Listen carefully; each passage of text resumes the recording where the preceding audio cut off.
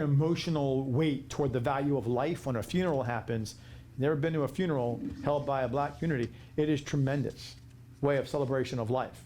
And I think they do that because of the degree from which they realize how their life has been treated with such just forfeit, that they value it so much. They weren't allowed to get married, they weren't allowed to have freedoms, they weren't allowed to be educated, all this stuff, you know? So they value, not everybody today, but I'm saying those are core people that back then when they were freed, I bet you they valued a lot more and treasured those things in their heart, what God did give them, and not focused on what didn't happen, or focused on the evils that did happen. But I don't know, I wasn't there. I can't read their journals, right? They didn't have any. A lot of them couldn't even write because they weren't being taught how to do that. So unfortunately, we have to just guess and go by parsed history a little bit here and there. But it's just unfortunate. It's just a sad history of humankind in general. Yes? Okay, first of all, Sandy and Greg said, do we owe restitution to the American Indians? And two, and Pam said the ultimate emancipation. I've been to a black funeral. It's amazing. Yep. And as far Vicky yep. said sins committed are by individuals and not committed by the whole white race, which is what is being pushed now. That's right. Sandy and Greg said, or how should restitution be made? That was by government, no people. Yep, and that's why the restitution, was it a land and a mule is what I think Johnson said back in the Emancipation days. And then you have the Indian reservations being done. And they do get provisions, by the way. If you have any kind of percent of Indian in you, you get provisions of college acceptance. That was exploited by Elizabeth Warren. You have issues where you have access, they have access to different taxation on their casino places. They have different treatments they get. They have reservations. They have casinos where they have different taxation rules, and they have provisions of money provisions given to them. If you can show any type of percentage of ethnicity, you get money from the government. If you have a percentage of Indian DNA in you, and or tribe, you can trace it down. And then fourthly, you get different treatment from educational processes, and fifthly, you get different treatment for financial processes as well. So Indian people, if you will, as in people that were here before Columbus got here, they do in fact have, the indigenous people do in fact have provisions given to them ongoing of that type of thing, because we took a land from them. This was actually theirs, right? They were here before we were, right? So that's kind of different than what happened in how people say, oh, there's no reparation. There is reparations for them. There was restitution, I should say, for them. Yes?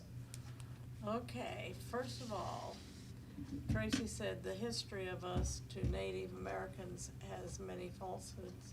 Don't believe it all. Pam said yeah. Tax-free. Oh yeah, tons of natives in Yep.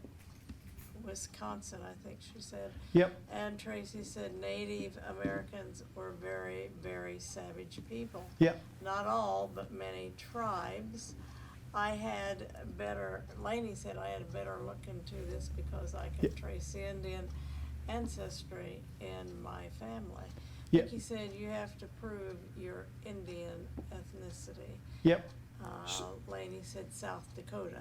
Yeah, so you always have, there's a whole, D'Souza does a great job of showing this issue about the old history of Dinesh D'Souza is a filmmaker. He makes a documentary about the history of the Indian land switching over to the United States, as well as the plantation issues and all that. But yeah, there's a lot of history. It's not easy to be, it's not easy. I'm not saying it's all one-sided and the white guys are bad, the Indians are right. It's just a matter of evils were done on both sides. I'm acknowledging that. However, there is provisions today set forth to try to make right by that in the things I mentioned before to the indigenous people. Yes? First of all, Tracy said, what about the ancient people who lived here before the Native Americans right. of modern day? I know. Pam said in Wisconsin, if you can prove 1% Native, you get all the benefits.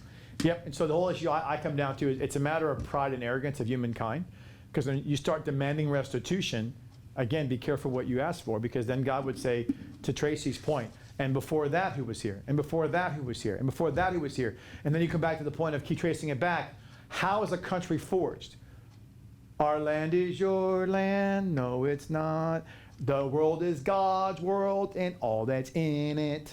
You own nothing, and nothing belongs to you. So how can you get restitution? You took it from me. Took it from you. You took it from God. and claimed it was yours. You think white guys are bad? No, humans are bad. We all took from God and said, mine. He goes, you made the dirt. You made the mountains. How's it yours? You made the trees. You made the waters. You made the birds. You made all the ecological cycle of what brings forth food. Really. And you made the soil to grow forth. You made the seed, you plant it, and brings forth corn. You made all that. Fascinating. Do it again. Show it to me. Create. Go ahead. We covered that, remember? God, he creates. We destroy. He moves. He restores. You know, we have this audacious right to say, it's ours. No, it's nobody's, by the way. It's not a white man's or a black man's or a red man's or a yellow man's. It's no man's. It's God's. It all belongs to him. The earth is the Lord's and the fullness thereof. And the inhabitants are reputed as nothing. And none can stay his hand or say to him, what doest thou? Daniel 4:35. Period. Belongs to no man. Yes. First of all, Pam said, remember what they worship, earth, wind, and fire. Yeah. Tracy said government, because all of it, we conquered the land. Get over it, just like throughout all history. Victim mentality has been around since the Garden of Eden. Yep. The giants, and Pam said, giants were here too. I'm pretty sure they claimed ownership too. Yeah, I'm sure they did. And Tracy said government. What? Government because It's okay, Ben. I'm not sure. And then she said bull. Okay. All right. So Exodus 22. Get back to verse 22 and verse 4. If a thief has no property, let him be sold for the theft. If the thing stolen, whatever it be from the ass or the donkey or the sheep, be left alive and found in his hand, he should be fined double. So if you find in his possession the evidence of his theft, he pays back what he took and double. The reality is, if he has no property, he himself becomes a slave. And now you know why the Matthew 18 passage made such an impact on the man. The man had nothing to give to the king, and the Lord said, you owe me 3 times of a lifetime's worth of payment, and you got nothing. You're my property now. But I'm going to forgive you. And then he goes and jacks somebody up for like a couple hours' wage. Are you serious? You owe 3 lifetimes of a wage. You were forgiven. You should have been his indentured servant for life, as your wife and kids also. He forgave you of all that, and you had the audacity later on that day to go jack somebody up for a couple hours of payment they owed you. What kind of an ignoramus are you? That's ignorant, right? So again, this goes back to, you can't demand restitution.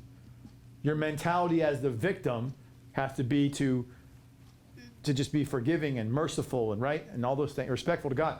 But as the one who owes restitution, if you've been given mercy from God, you should give that back to somebody else. Because here, again, he says in verse 4, you have no property, you should be sold. But if you do have the property, you get that back plus double. So if somebody says, yeah, this guy, I sold this to him and it was worth actually $5. I sold it for $100, man. He didn't know it. Well, then you just scammed him for $100, right? Well, actually, it should have been sold for $5, so you took $95 out of his pocket that you shouldn't have done.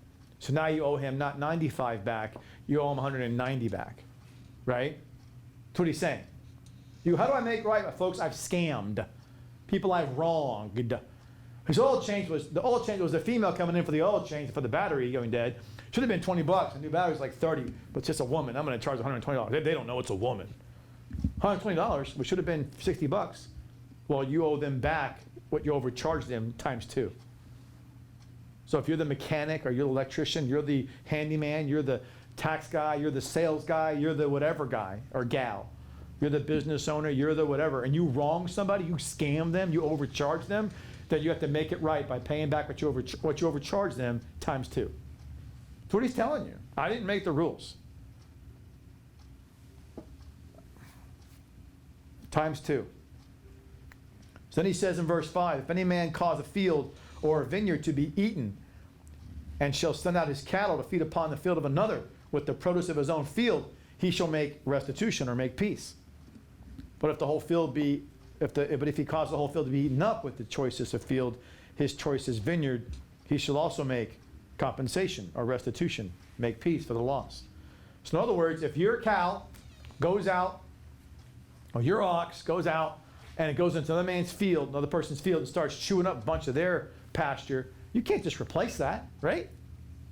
So you have to somehow, he says, make peace. You have to come to terms with the owner of the land and say, okay, look, I didn't know it happened, but my ox went into your field and ate this stuff. So it's like saying, I'm sorry, my kid went into your store and stole this stuff. They stole gum, they stole some beef jerky, they stole a shirt. I didn't know, okay? But I know now. I want to make peace with you. That's why I love the old school shows back in the day, Little House on the Prairie, Michael Landon, you bring that kid by the ear, and you make it right. That's how it's supposed to be. That's the rules. He goes back and, okay, I want to make this right. How do I make this right? I can't give back. He's already eaten the candy. He's already eaten the gum. He's eaten the beef jerky. Well, he can sweep the steps. He can work in the store for a week, no pay. Back in the day, they were smart. You made this bartering. You made peace. The owner of the property that was taken is the one who has to put the terms of what is peaceful to them. They're the ones who do that. The ones who's wronged is the one who makes the terms. You can't debunk it or get upset. If they're so upset, they go, he has to work for me for a month, then so be it. They have the right to do that. You go, that's unjust. Should have kept more reins on your child. Should have kept more tighter rein on your animal. Sorry.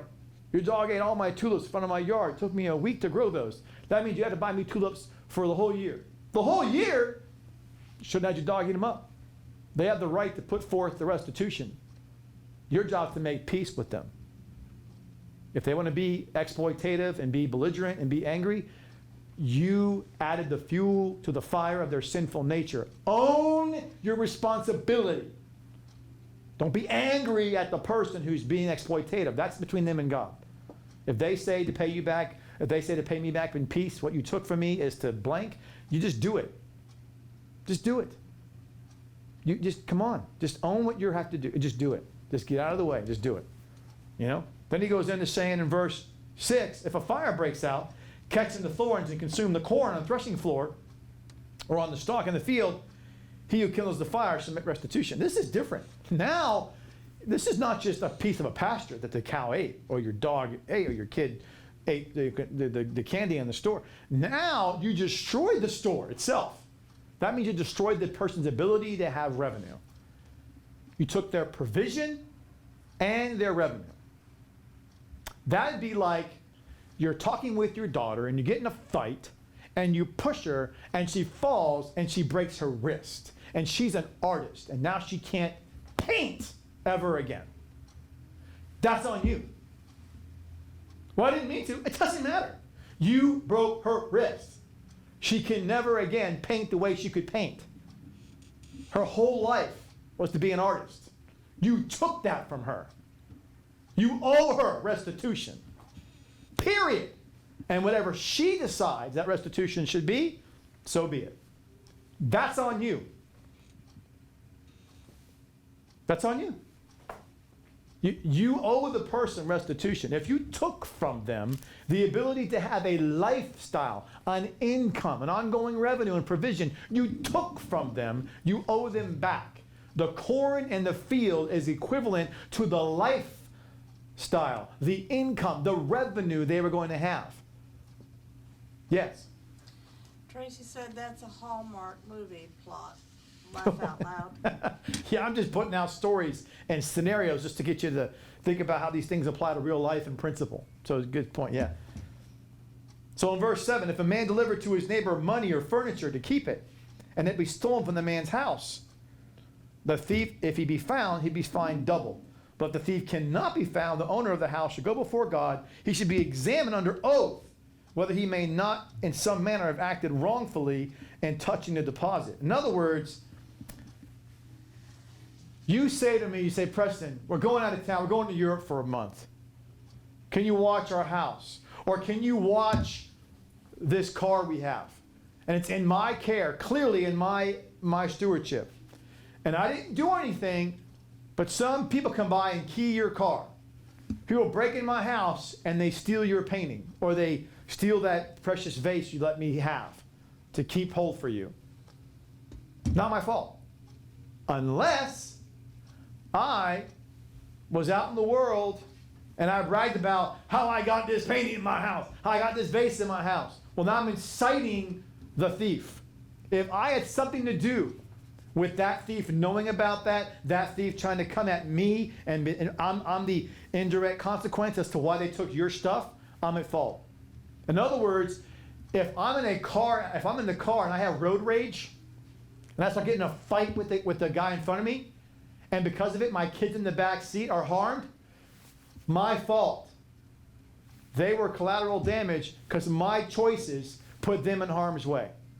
But if the guy just goes and beats them, and I didn't do anything wrong in the road rage, he starts yanking my kids out of the car. Well, that's not my fault. He's doing harm to those children.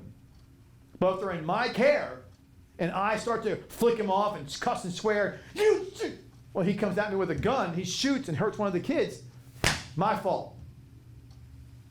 It's my fault. I should have walked away. I had kids in the car. It's my fault. No, he shot him. My fault. They're under my care. I'm charged to take care of them, not the other way around, right? So if that guy shoots and he hurts one of the kids, that's on me, man. That's on me.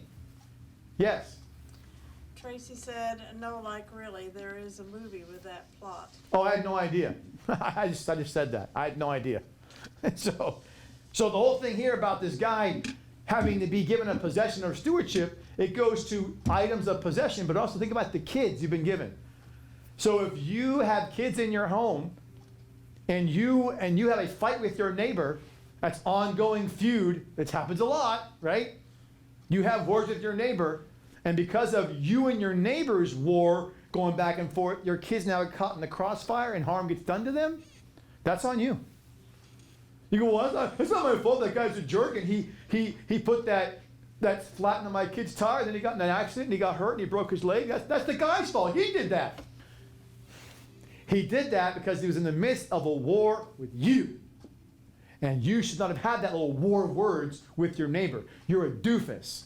Your job is to protect the stewardship that you have been given to you, not to fight your own little petty wars. So your own little indignation, your little brewing, that's on you, man. If you're trying to fight a war and have a little bitterness going on between you and your neighbor acts in a way that's unbecoming and harms your kids, blame yourself. Stop blaming the guy or the gal who did it. That's your fault. It's your fault if you're doing the whole mom thing, taking your kids to practice, and you do the little, and then they end up having your kid get hurt in the process, and you blame the other adult. Your fault. Your fault. You should never have been involved in the altercation, because God's going to examine you and go, let me get this straight. If you were not involved in the anger and resentments and backlashing and tongue lashing and vile comments being made, would the other adult have done the action that caused your kid harm? Speak up, I can't hear you. No, they would not have. Your fault. Your fault. If they do it because it's not your fault, that's different. But if you incited it, if you were a part of that process in some way, own your responsibility. I remember reading this book, My Dog Skip, a really cute tale about a fellow growing up in Mississippi in the 1940s for all the TV and stuff. He loved that dog, but he paid. Oh, I remember. He and some others paid a prank on some kind of eccentric old man, and the man apparently was just incensed. How he took it out, he fed poison to that dog, and they had to race the dog off to the hospital in the middle of the night. Now, in the book, the fellow didn't seem to connect that probably his dog was poisoned because he played that prank on that man. I'm thinking, how Right. do you not see that Yeah. you're responsible for your dog's Correct. So a person is going to be punished for their actions, but you're the one who has to own your responsibility that led to that action of that crime against the one you were in The stewardship. dog was innocent, but it suffered Yeah. its master's prank. Yep, that's what happens. So, and we're getting short of time, and I might be able to finish this today, and that's on me for being lollygagging. But on verse 9, we'll end this coupling of this chapter 22 of Exodus. On every supposed act of injustice touching an ox or a donkey or a sheep or raiment of any kind, a deposit which is lost, whatever it may be, the cause of both parties comes before God, and he whom God pointed out shall pay his neighbor twofold. So if you did not incite anything that led to the harm of the property you were entrusted with, then the person who did that has to pay back twofold. If you were found culpable, then the person who caused the harm to your property has to pay back twice as much, and then so do you.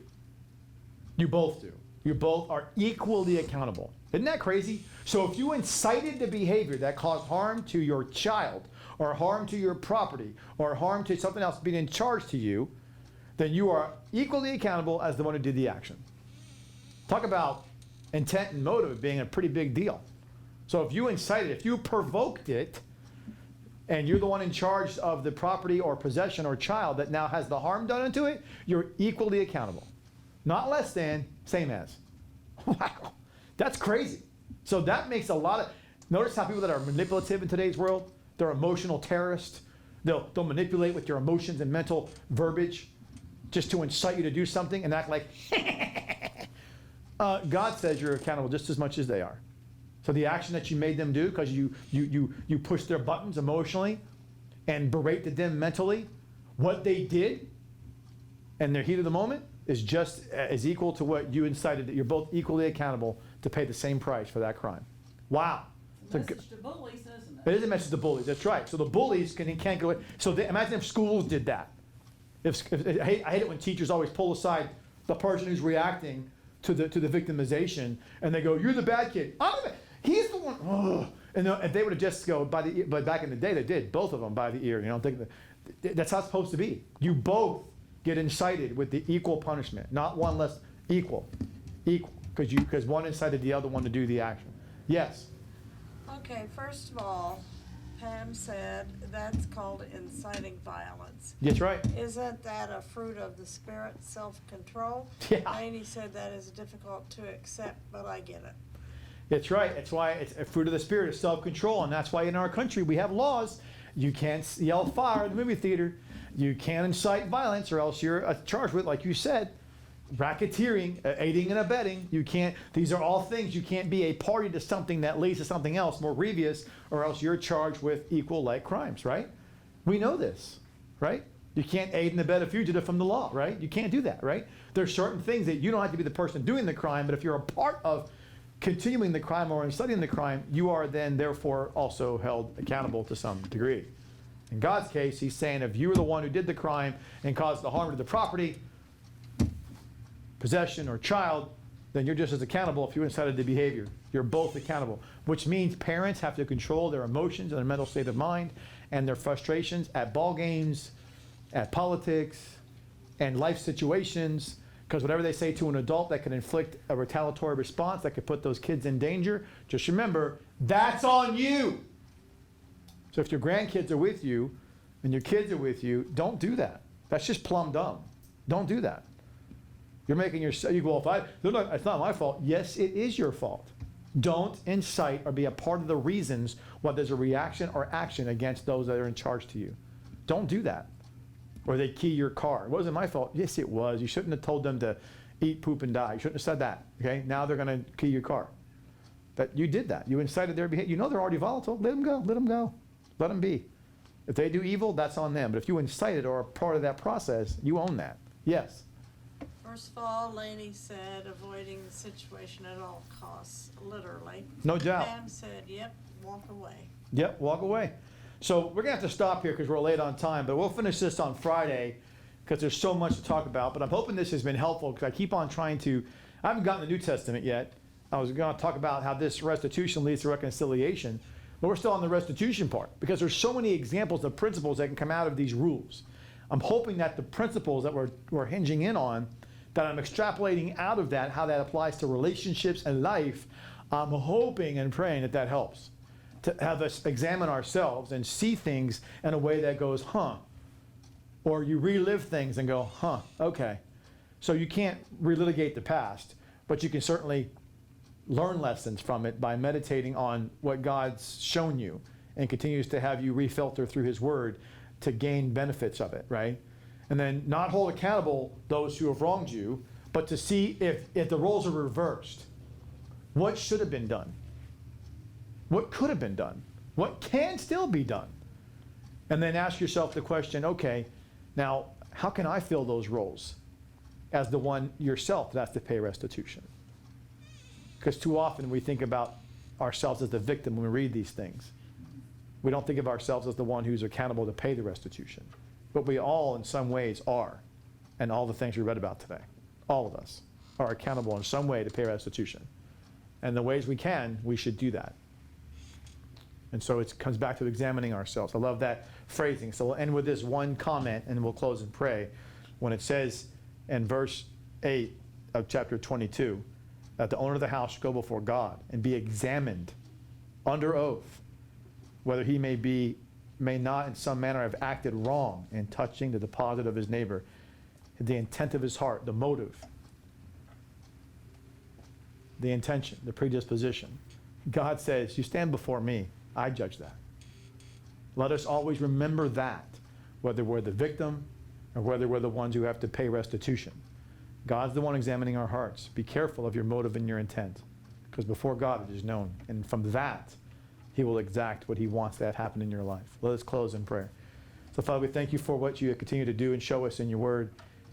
Help us understand restitution. Help us understand how to make peace with others and how to understand and accept the acknowledgement of our sins against you and against each other. Help us to make right where we can. Help us to be made aware of what we've done wrong, how we've done wrong. Help us to understand how to make that right. Help us understand as victims who have been done wrong, not to demand restitution, but to understand what you would intend for it to be. But also know that you examine us to see if we, as the victim, start first and foremost with respecting you, honoring the one who's over us as our parents, as the authorities who have abused us or exploited us, treated us vilely. We should show mercy, that we should wait on you to give us the right response and not react in our emotions. That we would not return evil for evil. We should pursue, we should aggressively grab a hold of peace, the good. The good mentioned in 1 Thessalonians is the internal disposition, the agathos good. Let us embrace that internal peace with you as the victim. But again, let us see continuously to see how we owe you, Lord, most of all, restitution. Because we have mistreated what you've given us in stewardship. We have stolen from you. We've done all these things to you. And yet we forget about you. And we see ourselves, what one owes us, what we owe another, and we forget we all are indebted to you to pay back restitution. And we all are indebted to each other to owe nothing but to love one another. So that is, Father, please understand these things and get to the grasp of what you want us to have in each of our lives, particularly in these passages. Continue to pray for us throughout the week. Bring us back together safely. We ask all this in Jesus, Yeshua's name. Amen. It's a lot of stuff. It's a lot. I felt like I was talking emotion.